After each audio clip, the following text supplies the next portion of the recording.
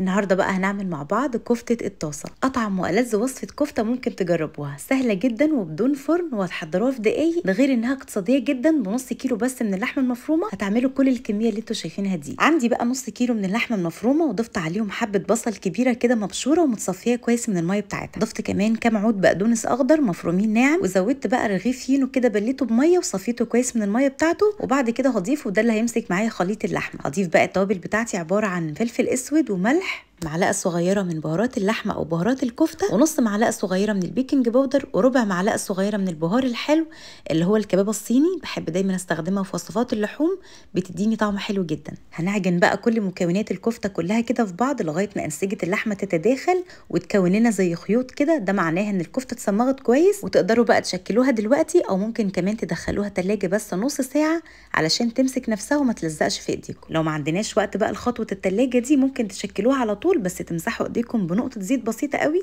وتشكلوا الكفته بتاعتكم. الكميه دي عملت لي 18 صباع من الكفته بالحجم الحلو اللي انتوا شايفينه ده. ودلوقتي بقى هنسوي الكفته بتاعتنا من غير بقى لا فرن ولا نار ولا دخان ولا فحم ولا الكلام ده، في طاسه كده على نار متوسطه فيها معلقتين كبار من الزيت. بسيب الطاسه بتاعتي تسخن كويس وبعد كده برص الكفته وبخليها تاخد اللون الحلو ده من الجهه دي، وبعد كده بقلبها على الجهه الثانيه. هتاخد تقريبا على كل جهه 5-6 دقايق بس وتبقى اخدت لون حلو، وكمان الكفته تكون استوت تماما. هتفضلوا كده تقلبوها على كل الجهات لغايه ما كلها تاخد لون حلو كده وتتاكدوا انها استوت، وبعد كده بقى نرفعها من الطاسه ونحطها في طبق على جنب. ولغايه كده الكفته استوت تماما وتقدروا تاكلوها على كده. بس الخطوه اللي جايه بقى بتنقل الكفته دي في حته تانية خالص، حلوه بقى للناس اللي بتحب تغمس، بتحب الصوصات كده. لو عاملين مثلا جنبها رز عايزين تاخدوا من الصوص وتحطوا على الرز وتاكلوا، هتبقى خطيره. في نفس الطاسه اللي احنا شوحنا فيها الكفته ضفت حبه بصل متوسطه كده تكون مفرومه، وقلبت البصل تقلبتين، بعد كده ضفت فصين من الثوم ونشوح بقى كده الثوم مع البصل لمده دقيقتين كده لغايه ما ريحته تطلع.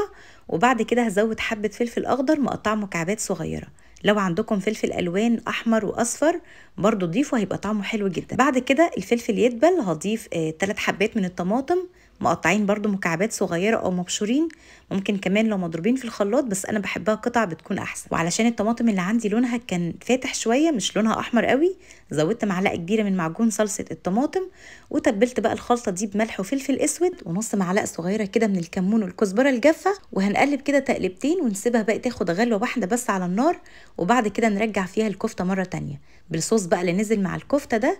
بنحطه كله كده في الطاسه ونسيب بقى الكفته كده تتسبك او تاخد كده مع الخلطه دي، تاخد غلوتين 3 كده تتسبك والدهون اللي فيها تفصل، وبس كده تقفلوا النار وتاكلوها بألف هنا. بجد من اطعم وصفات الكفته اللي هتجربوها، واللي متاكده لو جربتوها مره واحده بس هتعتمدوها وهتنسيكم اي طريقه تانية للكفته. الصوص اللي معاها ده بقى بيبقى رهيب، ممكن يتغمس كده بعيش او تاكلوها مع رز بيبقى طعمها يجنن. الصوص بقى واخد من طعم الكفته وحاجه كده في منتهى اللذاذه، لازم تجربوها. لو عندكم بقى نص كيلو لحمه مفرومه كده في التلاجة ومش عارفين تعملوا بيه ايه وعايزين تعملوا غدوه حلوه، جهزوا بقى بيه الوصفه دي ومتاكده هتعجبكم قوي. وبس كده، اتمنى وصفه النهارده تكون عجبتكم. لو عجبتكم اكيد ما تنسوش تعملوا لايك، تشتركوا كمان في قناتي على اليوتيوب باسم سولا الشافعي، وتقولي لي رايكم ايه في التعليقات، ولو جربتوها كمان حطوا لي الصور في التعليقات. وشكرا جدا ليكم والسلام عليكم.